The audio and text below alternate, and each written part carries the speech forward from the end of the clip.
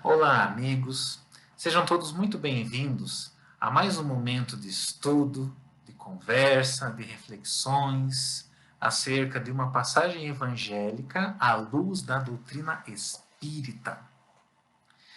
Em primeiro lugar, eu gostaria de agradecer o convite tão carinhoso, tão amoroso feito pela Sociedade Espíritos Mensageiros da Paz. Fica aqui registrada a minha gratidão, a minha alegria de poder estar com vocês mais uma vez. Para iniciar as nossas atividades, eu convido a todos nesse momento para elevar os nossos pensamentos em prece. Aqueles que desejarem podem fechar os olhos e nós então entraremos em sintonia com os bons espíritos que se fazem presentes, agradecendo a Deus por esse momento, pela beleza que é a vida. Vamos então todos juntos elevar os nossos pensamentos a Deus, Criador da vida, Criador do universo. Pai amado, obrigado por permitir que nós tenhamos esse momento de estudo, de reflexão, acerca do Evangelho do nosso irmão mais velho, do nosso guia, do nosso modelo Jesus, à luz da doutrina espírita. Essa doutrina que nos consola, que nos conforta, que tanto explica e alivia as nossas dores. Rogamos aos amigos espirituais que protejam a todos nós, que possam estar conosco, nos guiando, nos intuindo para o caminho correto, para o caminho da verdade, para o caminho do bem. Amigos espirituais, Mestre Jesus, sejam conosco hoje, amanhã e sempre. Muito obrigado, que assim seja.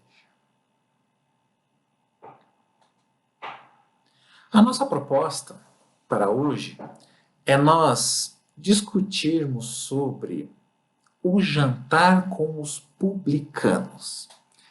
Esta passagem, o jantar com os publicanos, ela está lá no comecinho do Evangelho de Marcos, que no capítulo 2, versículo 15, vai dizer o seguinte: E sucede que, estando ele reclinado à mesa em sua casa, aqui o discípulo Marcos está se referindo a Jesus, estando Jesus reclinado à mesa em sua casa, na casa de Levi, na casa de Mateus, muitos publicanos e pecadores reclinavam-se junto com Jesus e seus discípulos, pois eram muitos e seguiam.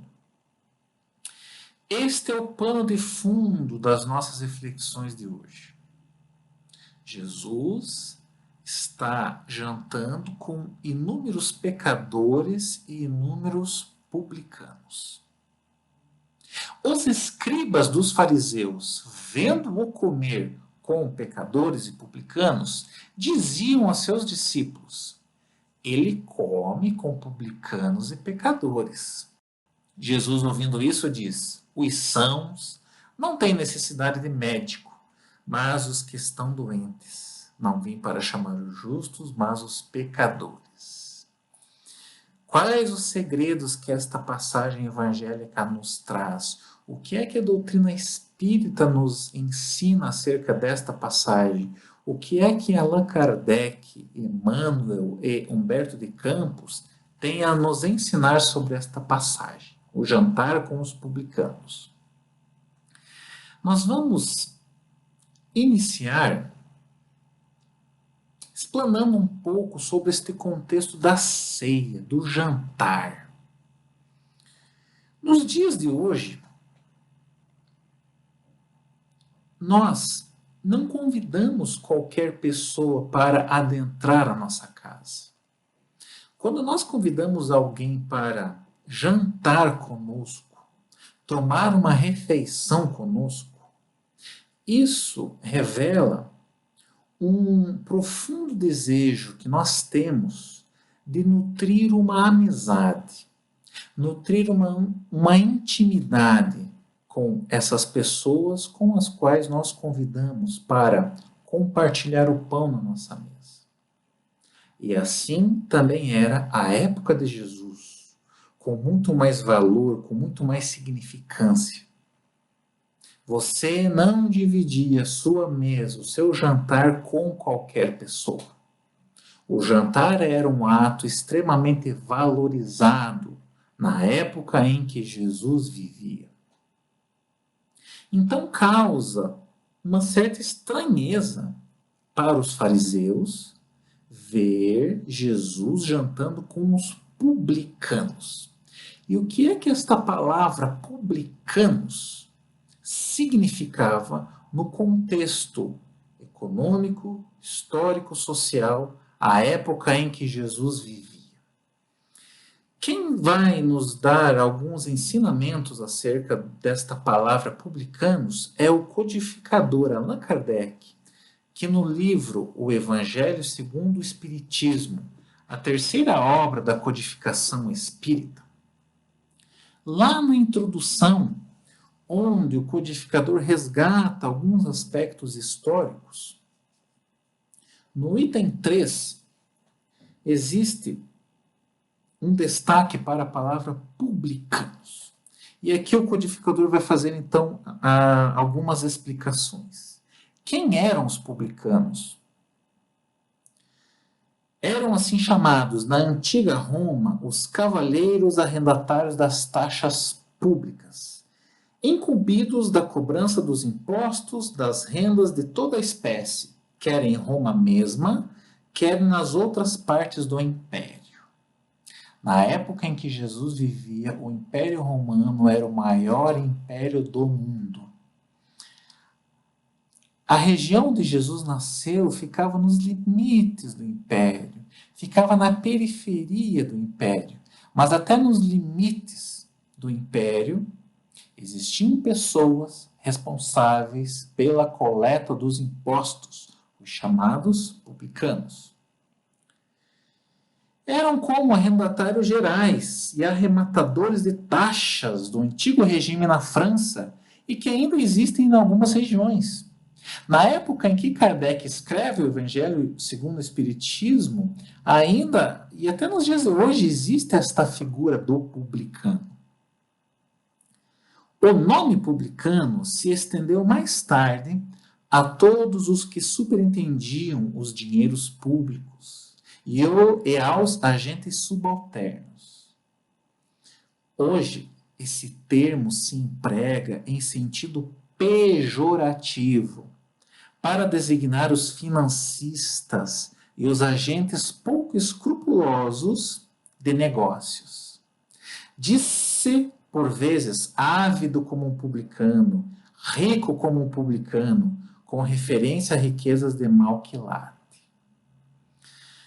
Na época de Jesus, se você quisesse xingar alguém, se você quisesse ofender uma pessoa, você poderia chamar esta pessoa de publicano. Chamar alguém de publicano era uma ofensa.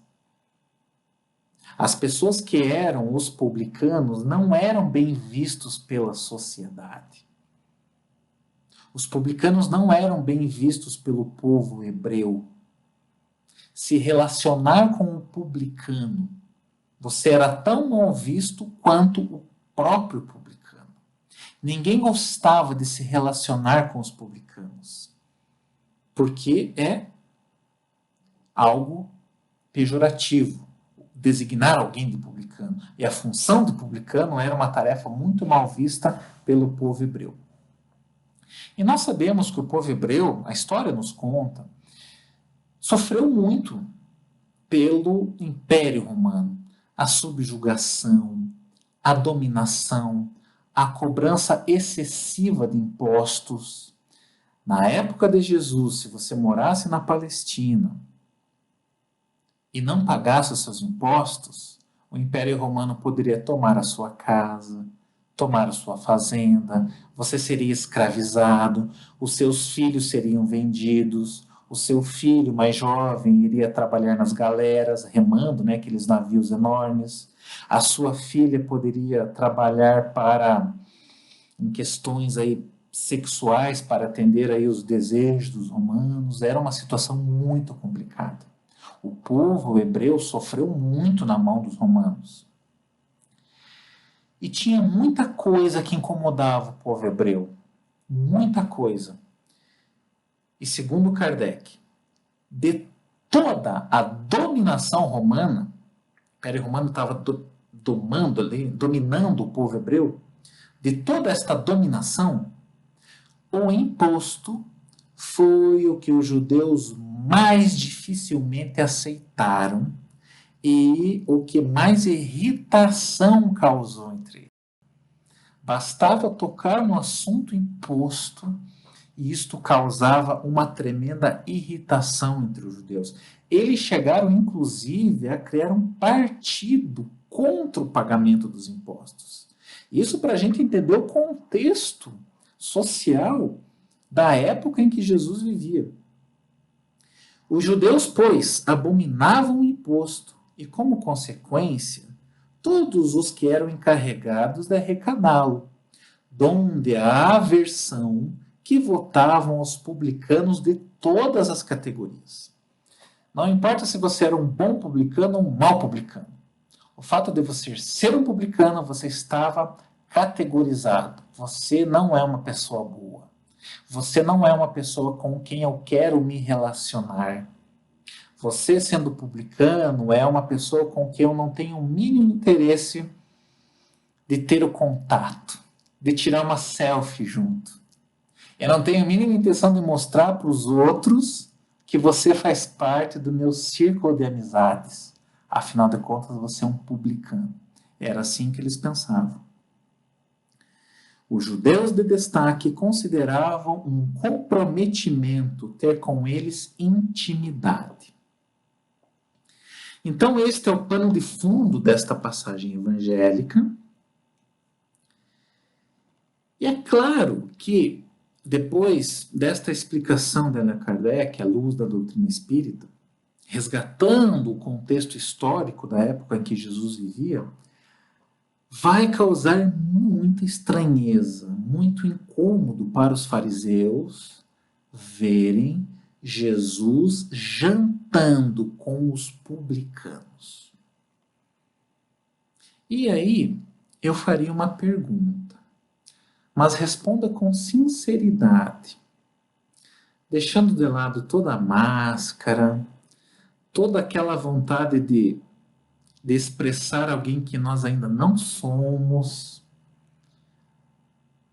Vamos pensar, se nós estivéssemos vivendo a época de Jesus, lá 2000 anos atrás, se nós estivéssemos caminhando pelas areias do Mar da Galileia, se nós estivéssemos circulando pelas cidades do Novo Testamento, se nós estivéssemos lá naquele contexto social, econômico, se nós estivéssemos ali sintonizados com aquelas conversas que publicano não presta, que publicano isso, que publicano aquilo, qual seria a nossa reação ao ver Jesus jantando com os publicanos?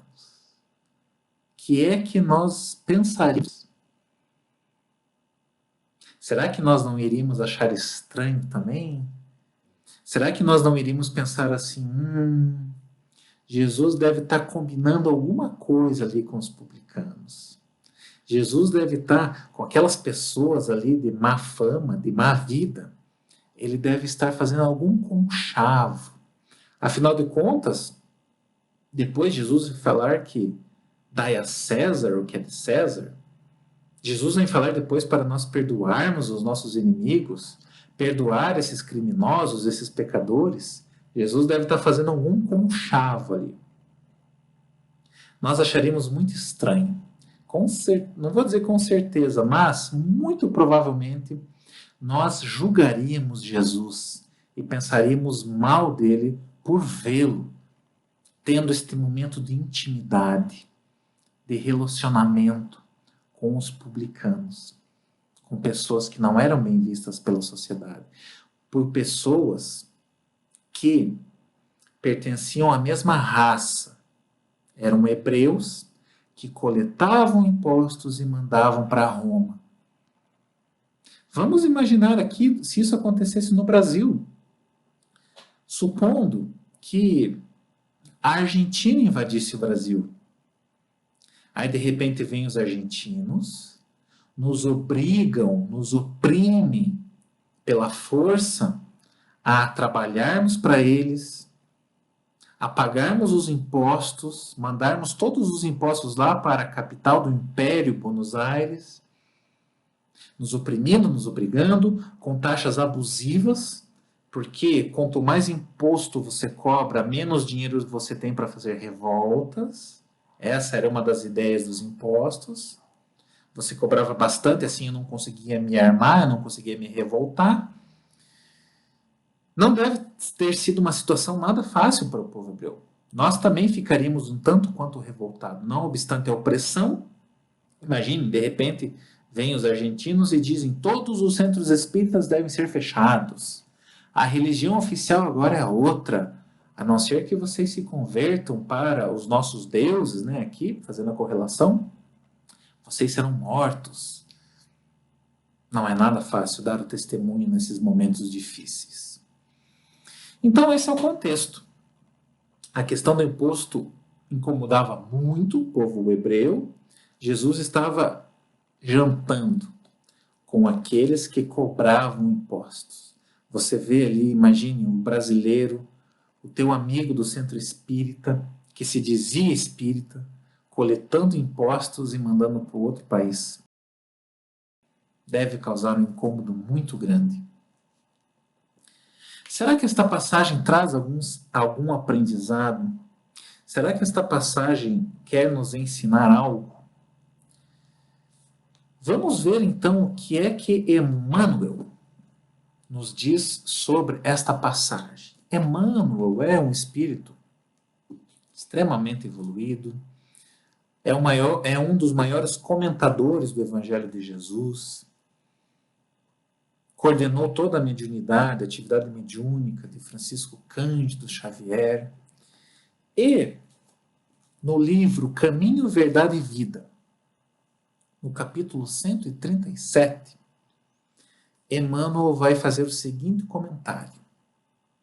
De maneira geral, a comunidade cristã, em seus diversos setores, ainda não percebeu toda a significação do banquete do Mestre entre publicanos e pecadores.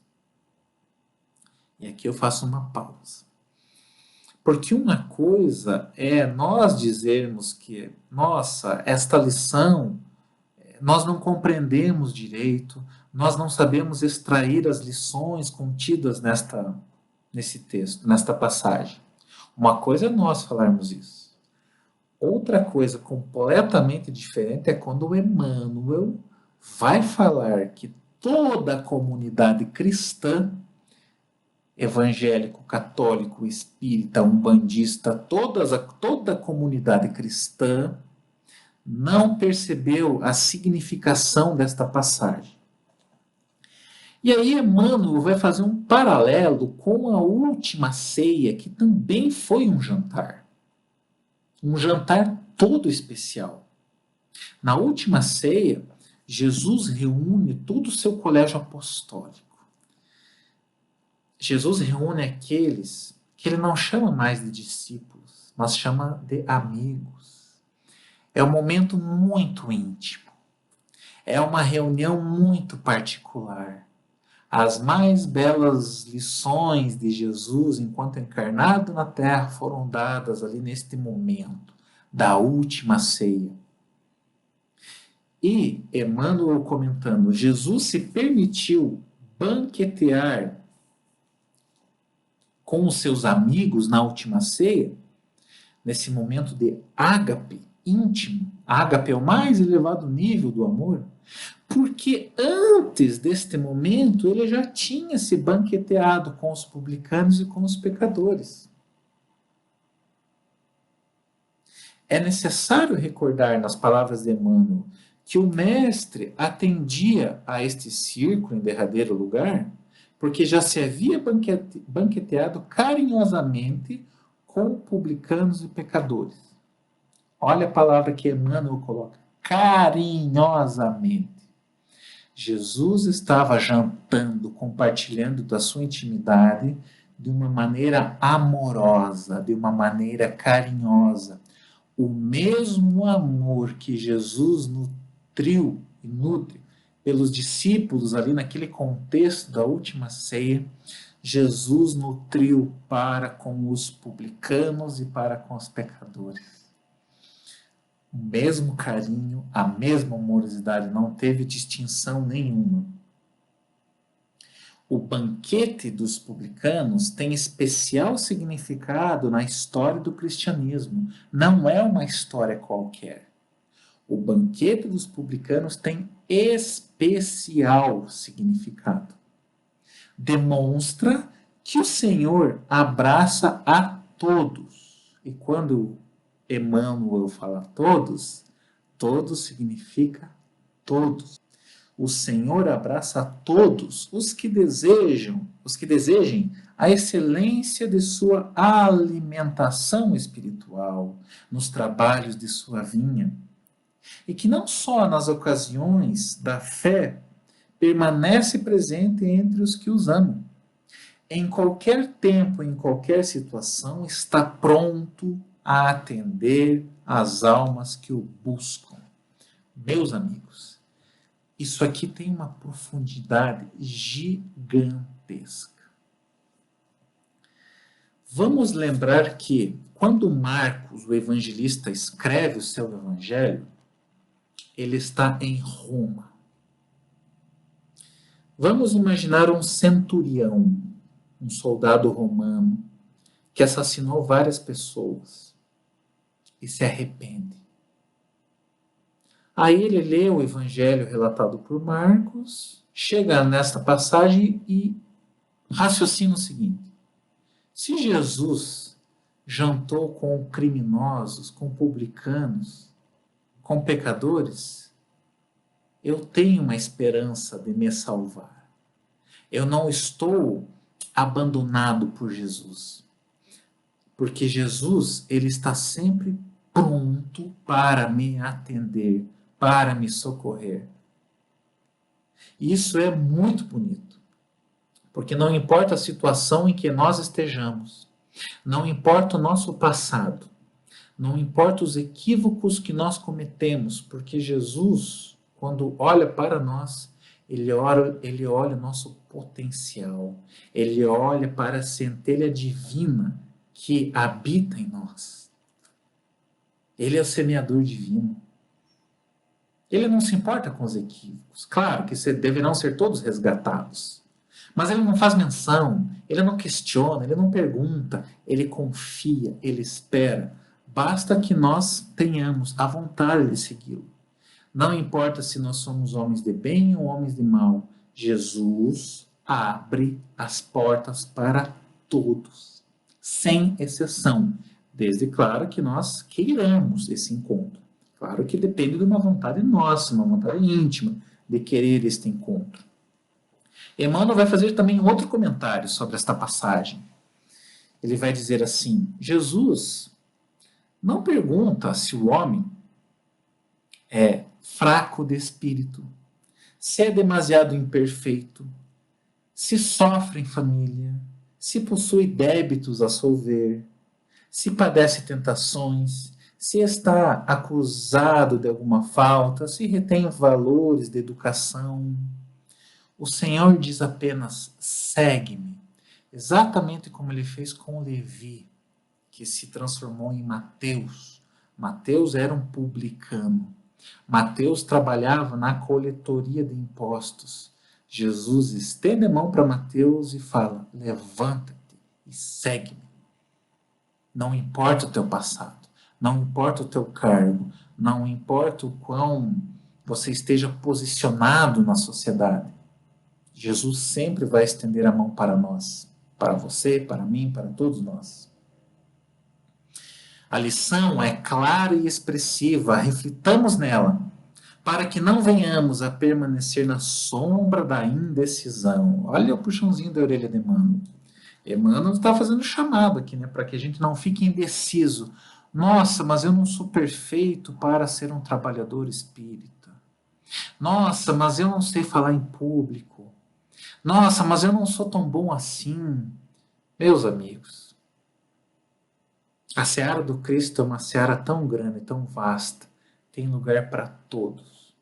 Todos os que realmente desejem comungar deste banquete, comungar desta aproximação com o modelo mais perfeito que Deus, o Criador de tudo, nos ofereceu. Ele é o Senhor das estrelas. Ele é o nosso modelo e guia. E está aqui. Quando dois ou mais estão reunidos em seu nome, lá ele estará. Alguém duvida que ele está aqui nesse momento nos estendendo a mão e dizendo: vem, levanta, segue-me. Abandona os valores do mundo. O dinheiro, não obstante a sua importância para o desenvolvimento tecnológico e econômico do mundo, não é tudo. Abandonemos os postos do orgulho, do egoísmo. Meu Deus, é o convite que está aí ecoando há mais de 2000 anos nos nossos ouvidos e precisa chegar no nosso coração. E aí eu pergunto, faço uma outra pergunta. Será que nós conseguiríamos fazer o que Jesus fez? Sentar-se à mesa com aquele que tem uma conduta de vida diferente da minha? Será que eu seria capaz de sentar-me à mesa com aquele que pensa diferente de mim? Com aquele que votou num outro candidato político? Naquele que pensa em um sistema econômico diferente? Naquele que tem uma posição social diferente da minha?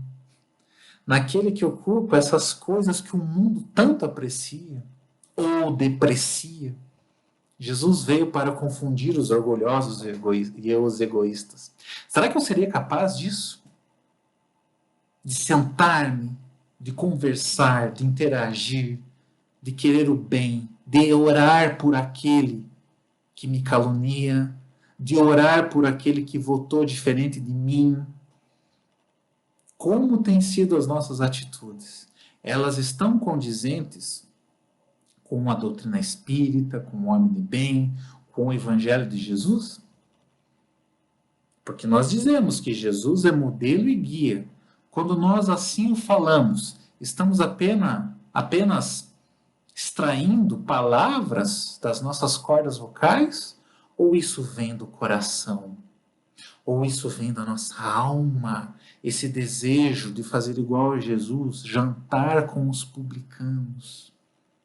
Não julgar aqueles que pensam diferente de mim. Olha a lição da indulgência. Uma das componentes da caridade, fora da caridade não há salvação, segundo Allan Kardec, segundo os espíritos superiores que trabalharam na codificação espírita.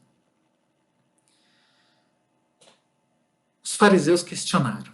Nossa, eles cochicharam ali no cantinho da casa. O mestre de vocês janta? Ele tem um jantar com publicanos, com pecadores?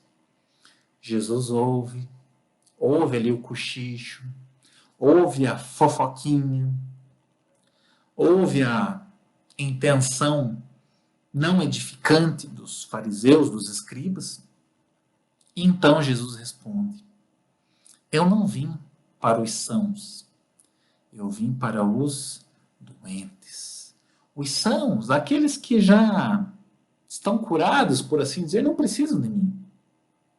Eu vim para os doentes, eu vim justamente para os criminosos, para os pecadores, para aqueles que estão angustiados, para aqueles que querem se transformar e não conseguem. É para esses que eu vim, para os doentes. E aqui eu deixo uma pergunta. Qual é a nossa maior doença?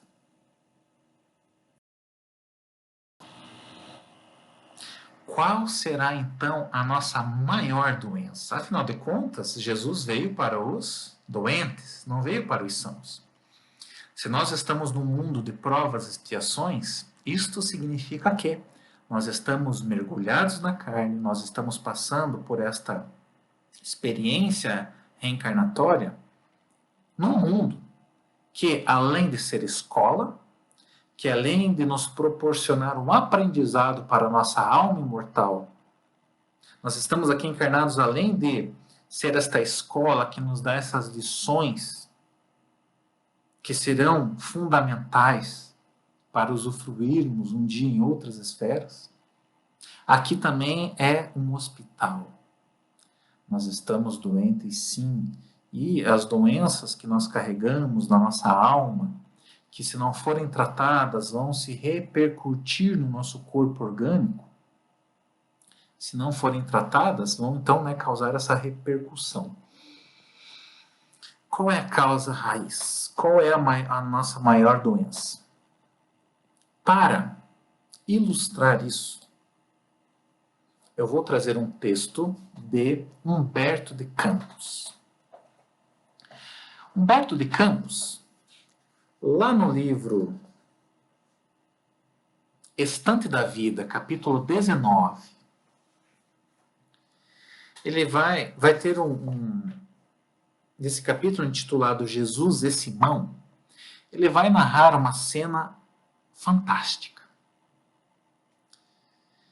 Retirava-se Jesus do lar de Jeroboão, filho de Acás. Ou seja, Jesus estava em uma casa do Jeroboão, que era filho de Acás. Ele estava saindo desta casa, que estava na cidade de Corazim, para atender um pedido. Alguém tinha chamado Jesus, ele estava saindo dessa casa, e nesse momento chegam nesta casa 4 velhos publicanos. Eles apareceram de repente. Com qual objetivo? O que é que eles queriam? Esses publicanos vieram buscar um verbo reconfortante de Jesus. Eles não vieram cobrar impostos, eles não vieram brigar, eles não vieram testar Jesus, eles ouviram sobre Jesus. Jesus, com tantos prodígios que ele fez, com tantas novas lições, é claro que sua mensagem se propagou rapidamente. Esses 4 publicanos, ouvindo essa mensagem, cansados dessas questões do mundo material, resolvem então buscar Jesus para ouvir um verbo reconfortante. O mestre contemplou-lhes a veste distinta, ou seja, eles estavam bem vestidos.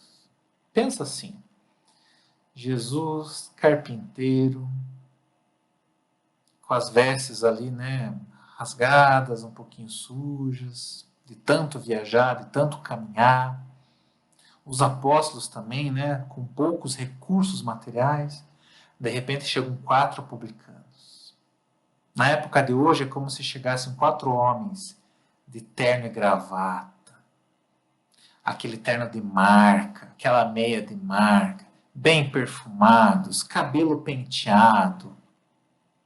Mas não obstante a roupa, eles estavam com os rostos vincados por inquietação. Eles estavam inquietos.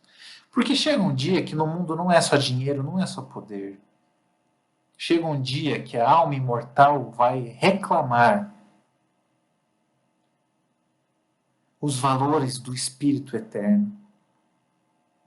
Jesus, vendo essa situação, compadeceu-se. Só que como Jesus estava saindo e eles estavam chegando, o que Jesus faz? Atende ou não atende? Jesus diz assim, Pedro, nossos irmãos, olha só, Jesus não diz assim, esses publicanos, esses cobradores de impostos, esses criminosos, não.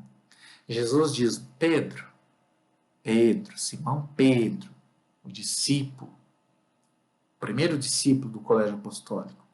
Nossos irmãos chegam à procura de renovação e de afeto. Vamos nos colocar no lugar de Pedro? Pedro está recebendo uma instrução de Jesus, um pedido. Pedro, Esses 4 publicanos, eles querem renovação e afeto. Rogo, sejas junto deles o portador do bem eterno. Ampara-os com a verdade. Prossigamos em nossa tarefa de amor. É isso que Jesus está pedindo. Pedro, vai lá e ampara os nossos amigos com a verdade.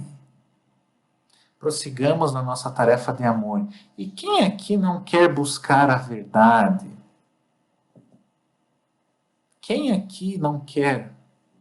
Porque a verdade, ela liberta. Quem aqui não quer buscar a verdade? Jesus está pedindo para Pedro, Pedro, vai lá, ampara eles com a verdade, seja carinhoso, seja amoroso. O que foi que Pedro fez? Quando Jesus saiu, Pedro olha para o primeiro e diz assim, olha, Pedro olha para os 4, né? Eu conheço todos vocês. Vocês são as víboras de Corazim. Nossa, Pedro já começa a descascar neles. E aponta para o primeiro. O que você quer fazer aqui, seu ladrão de viúvas e de órfãos? Eu sei que a tua imensa fortuna foi à custa de aflições alheias. Lembrem, os publicanos eram mal vistos pela sociedade, porque eles cobravam impostos, às vezes, de uma maneira indébita, né? Cobravam mais do que era necessário. E Pedro dizendo para o primeiro, né? Tuas pedras, teus colares, teus anéis, que são eles, senão as lágrimas que cristalizadas de tuas vítimas? Meu Deus, como isso aqui é duro. Você querer um reconforto, uma palavra amiga, e alguém dá de dedo de você dizendo que a tua riqueza é a lágrima cristalizada das vítimas, né? Aí ele volta para o segundo e fala assim, e você, Aboabe, você acha que eu não conheço tua miséria moral? Como é que você tem coragem de vir até aqui, depois de extorquir os teus irmãos, depois de passar a perna neles, depois de roubar a herança? Chega para o outro, para o terceiro. E você, Zacarias, você não tem vergonha de matar um homem, um sapateiro, e roubar a mulher dele? Você fez tudo isso mal intencionado, só para ficar com a viúva. Aí ele chega para o último, Pedro, falando assim, e você, Ananias? Você manipula o comércio. Você faz manipulação dos preços. Você cobra mais caro, só para encher o teu bolso. Aí depois que Pedro despejou tudo isso, ele fala assim, súcia de ladrões, bando de malfeitores. O reino de Deus não é para vós.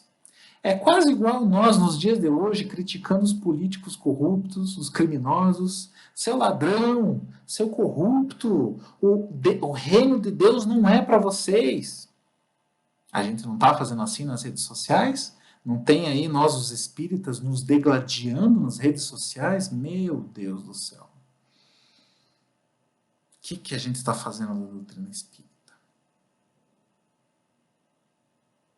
Depois que Pedro faz tudo isso, e nós estamos fazendo isso nos dias de hoje, chega Jesus e diz assim, Pedro, o que foi que você fez, Pedro? Lembrando aqui que Pedro está no comecinho do colégio apostólico. É claro que hoje ele já está redimido. Pedro passa por uma transformação sensacional. A história de Pedro é algo para ser estudado e preferencialmente exemplificado por nós mesmos. A evolução dele é algo sensacional. Jesus pergunta, Pedro, o que foi que você fez? Aí Pedro diz assim, eu falei a verdade para eles. E realmente era a verdade. Pedro diz assim, eu fiz, mestre, o que você mandou. Você me mandou dizer a verdade e foi lá e disse, eu disse umas verdades. E a gente não diz assim às vezes? Eu vou lá para fulano dizer umas verdades para ele. Aí Jesus responde, sim, Pedro, mas eu falei amparar. Nunca te recomendaria aniquilar alguém com ela. Quantas vezes nós nos achamos melhores do que os outros só porque nos achamos portadores da verdade? Aí nós vamos lá para o nosso irmão que é tão amado por Deus assim como nós, e nós simplesmente aniquilamos o outro com a verdade. Meu Deus. A verdade não é para ser utilizada dessa forma. Não é para ser utilizada para ofender, para magoar, para maltratar, para humilhar. A verdade não foi feita para ser usada dessa forma. Aí Jesus, assim dizendo, pegou aqueles 4 publicanos, chamou para dentro da casa, reuniu eles na mesa, colocou a comida, colocou os temperos, partiu o pão, comeram todos e Jesus começou então a fazer as suas belíssimas palestras, a sua belíssima explanação. Imagine que honra você ouvir uma palestra diretamente do governador espiritual do orbe. E aqueles 4 publicanos tiveram essa dádiva. Aqueles 4 que eram mal vistos pela sociedade tiveram essa honra de receber diretamente de Jesus o pão, alimento espiritual. Eu deixo o convite para que todos leiam o Evangelho segundo o Espiritismo, as considerações históricas, os comentários de Emmanuel, essa belíssima passagem por Humberto de Campos, que está lá no livro Estante da Vida, porque, claro, eu resumi, não contei tudo, tem muito mais detalhes, existem muito mais coisas interessantes para serem exploradas, mas eu deixo aqui o convite para que todos leiam, para que todos acessem essas obras espíritas. E que nós tenhamos, então, como um fechamento desta passagem, que o jantar dos publicanos tem um significado muito especial. É o espírito mais puro, mais perfeito, mais amoroso que já pisou na terra, nos dando a lição da tolerância, que nós aprendamos a tolerar aquele que pensa diferente de mim, aquele que não pensa como eu, aquele que tem uma posição social diferente, aquele que tem atitudes diferentes. É claro que não significa que eu vou abrir agora minha casa para todos os criminosos, não é isso. Mas se nós pelo menos iniciarmos diminuindo o julgamento, diminuindo a maledicência, sendo mais indulgentes, se nós conseguirmos pelo menos fazer uma oração pelos criminosos, se nós conseguirmos fazer uma oração pelos corruptos, se nós conseguirmos fazer uma oração por aqueles que detêm o poder, para que eles utilizem toda a sua inteligência, toda a sua astúcia, para não mais seguir no caminho errado, mas no caminho reto, meu Deus, a gente já está um passinho a mais em direção ao reino de Deus proposto por Jesus. Meus amigos, eu agradeço uma vez mais o convite feito pela Sociedade Espíritos Mensageiros da Paz, que nós sejamos os mensageiros da paz, nunca da discórdia, nunca da agressão, nunca do julgamento, que nós possamos criar aí então um mundo mais pacífico, mais justo, mais amoroso. Encerrando então a esse momento, nós vamos fazer uma oração, a oração final. Convido novamente, então, aqueles que desejarem fechar os olhos e agradecendo uma vez mais a Deus, Criador desse universo maravilhoso, infinito e amado. Quais belezas ainda não estão visíveis aos nossos olhos, que ainda tão imperfeitos por vermos as imperfeições nos outros, não conseguimos desfrutar. Que nós possamos, Pai amado, nesta encarnação, trabalhar na seara de Jesus, construindo dia a dia uma sociedade mais justa, mais gentil, mais amorosa, com menos pensamentos inferiores, com menos pensamentos que ofendam os outros. Que nós possamos, Mestre amado, seguir os teus passos, pois tu és o modelo e guia da humanidade. Mestre amado Jesus, ser conosco hoje e sempre. Muito obrigado, que assim seja. Pessoal, fiquem bem e fiquem com Deus. Até uma próxima oportunidade.